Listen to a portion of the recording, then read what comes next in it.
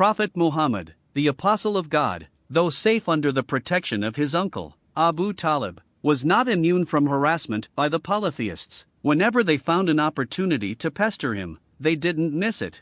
On one occasion Abu Jahl found him alone, and used much vulgar and offensive language toward him. The same evening when his uncle, Hamza ibn Abdul Muttalib, came home from a hunting expedition, his slave girl recounted to him the tale of Abu Jahl's gratuitous insolence toward Muhammad and the latter's forbearance, of which she had been an eyewitness.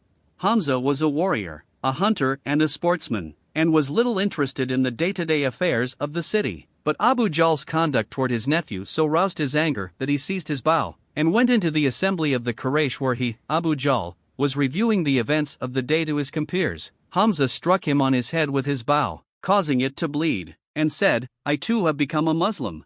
This was a challenge to Abu Jahl, but he figured that silence was the better part of valor, and did not tangle with Hamza, even restraining his friends who wished to rise in his defense. Muhammad's uncle, Hamza, a man of his own age, was reputed to be the strongest and most active of the Quraysh, their champion in war and sports. He spent most of his time hunting in the hills. One day when he returned from the chase with his bow swinging from his shoulder, his slave girl told him how Abu Jahl had heaped abuse on his nephew's head. Hamza found himself at the end of all patience. He liked Muhammad, although he did not understand him. He went on the run to the mosque, where he saw Abu Jahl sitting among his friends. He lifted his heavy bow and gave a great bang on his head with it. "Will you insult him when I join his religion?" he shouted, flexing his great muscles under the noses of the Quraysh.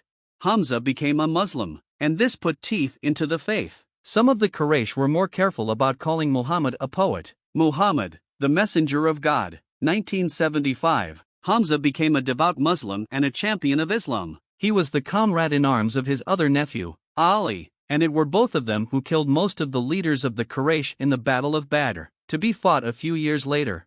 In the Battle of Uhud, Hamza killed the second standard-bearer of the pagans, and when they charged the Muslim line, he plunged into their midst. He was hacking his way through their ranks when he was struck by a javelin hurled by Washar, an Abyssinian slave. Washar was engaged for this very purpose by Hinda, the wife of Abu Sufyan and the mother of Muawiyah, and by another idolater of Makkah. Hamza fell on the ground and died immediately. After the rout of the Muslims that day, Hinda and the other harpies from Makkah mutilated the bodies of the slain Muslims. She cut open Hamza's abdomen, plucked out his liver, and chewed it up. She also cut his nose, ears, hands and feet, strung them into a necklace, and entered Makkah wearing it as a trophy of war. Muhammad Mustafa was deeply aggrieved at the death and at the mutilation of the body of such a stalwart of Islam as Hamza. He bestowed upon him the titles of the Lion of God and the Chief of the Martyrs. Hamza accepted Islam in the 5th year of the proclamation.